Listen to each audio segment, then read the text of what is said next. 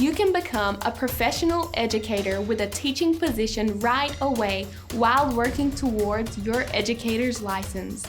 Residency Licensure has replaced Lateral Entry as a pathway to initial licensure for educators.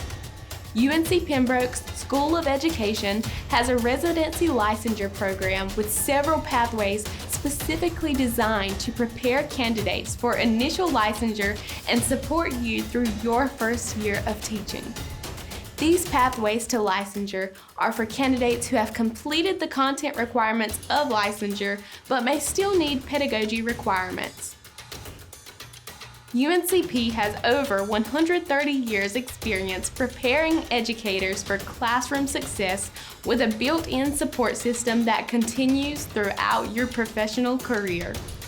Our professors draw from real-world experience and current proven methods to develop your professional skills for practical application.